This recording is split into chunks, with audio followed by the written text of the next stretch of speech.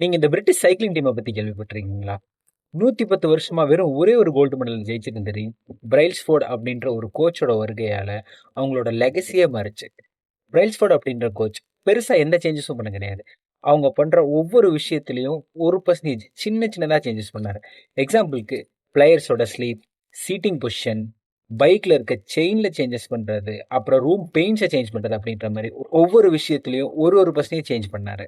இந்த சின்ன சின்ன சேஞ்சஸ் பிளேயர்ஸோட பர்ஃபார்மன்ஸில் இம்பேக்ட் ஆகிறது தெரிய வந்தது. ஓவர் நைட்டில் மேசிவாக எந்த சேஞ்சஸும் பண்ணாமல் எவ்ரிடே 1% இம்ப்ரூவ் ஆகிட்டு வந்தாங்க பிளேயர்ஸ்.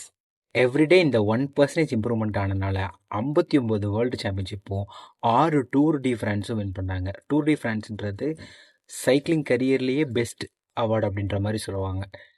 ஸோ இதுலேருந்து நாம் என்ன தெரிஞ்சுக்கிறோன்னா, ஓவர் நைட்டில் நமக்கு ஏதாவது சேஞ்சஸ் நடக்கும் அப்படின்ட்டு இல்லாமல் எவ்ரி சிங்கிள் டே 1% இம்ப்ரூவ் ஆகணும். நீங்கள் ஏதாவது இம்ப்ரூவ் பண்ணணும்னு நினைக்கிறீங்கன்னா அதை எடுத்த உடனே பெருசாக பண்ணாமல் சின்ன சின்னதாக ஸ்டார்ட் பண்ணணும். எக்ஸாம்பிளுக்கு புக் படிக்கணும் அப்படின்னு யோசிக்கிறீங்கன்னா ஒரு நாளைக்கு ஒரு பேஜ் மட்டும் படிங்க. அது மட்டும் இல்லாமல் உங்கள் ஃபிட்னஸில் நீங்கள் ஃபோக்கஸ் பண்ணுறீங்கன்னு நினச்சிங்கன்னா டெய்லி ஒரு 10 மினிட்ஸ் டு 20 மினிட்ஸ் ஒர்க் அவுட்டில் ஸ்டார்ட் பண்ணுங்க. இந்த மாதிரி நீங்கள் பண்ணுற 1% இம்ப்ரூவ்மெண்ட் ஒரு நாளில் ஒரு நாள் மேசிவாக ரிசல்ட்ஸ் கொடுக்கும். உங்களோட 1% சேஞ்ச் என்னங்கிறத கீழே கமெண்ட்ஸில் சொல்லுங்கள்.